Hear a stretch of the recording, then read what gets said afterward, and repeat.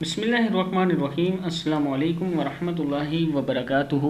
आबिद राजा channel की तरफ से आज मैं आपको बताऊंगा कि इस्तग़फ़ार किस तरह करना चाहिए और अल्लाह ताला से माफ़ी कैसे मांग सकते हैं और नबी अकरम सल्लल्लाहु अलैहि वसल्लम का इस बारे में क्या फ़रमान है।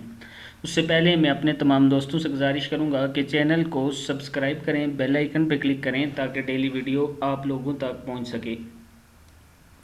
तो स्टार्ट करते हैं। बिस्मिल्लाहिर्रहमानिर्रहीम।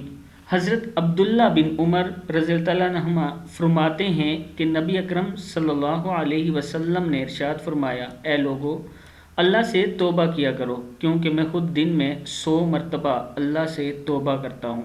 सही मुस्लिम की 7034 नंबर हदीस है। अब यहाँ ये बात सोचने की है कि हमारे नबी अकरम सल्लल्लाहु अलैहि वसल्लम जहाँ पर ख़ुद दिन में 100 मरतबा तौबा करते थे, तो फिर हमें कितनी ज़्यादा तौबा की ज़रूरत है, क्योंकि ना हम अल्लाह के हुकूक़ को पूरा करते हैं और ना ही इंसानों के हुकूक़ुल इबाद पूरे करते हैं। हम अल्लाह ताला से माफ़ी इसी सूरत में मांग सकते हैं कि अपने नबी अकरम सल्लल्लाहु अलैहि वसल्लम की सुन्नत पर चलते हुए हर रोज़ तकरीबन 100 मरतबा इस्तग़फ़ार करें और अल्लाह से माफ़ी मांगें अपने गुनाहों की, और अल्लाह ताला से ये माफ़ी मांगें कि अल्लाह जो गुनाह हमसे होंगे वो माफ़ फरमा और आगे हम इंशाअल्लाह तेरे बताए हुए रास्ते पर चलेंगे।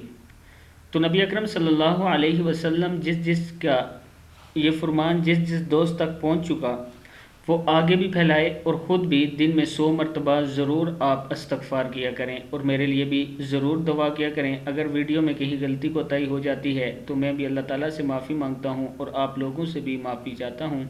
मैं कोशिश करता हूँ कि आप लोगों तक हमेशा अच्छी चीज़ पहुँचे। अस्सलामु अलैकुम व रहमतुल्लाहि व बरकातुहू।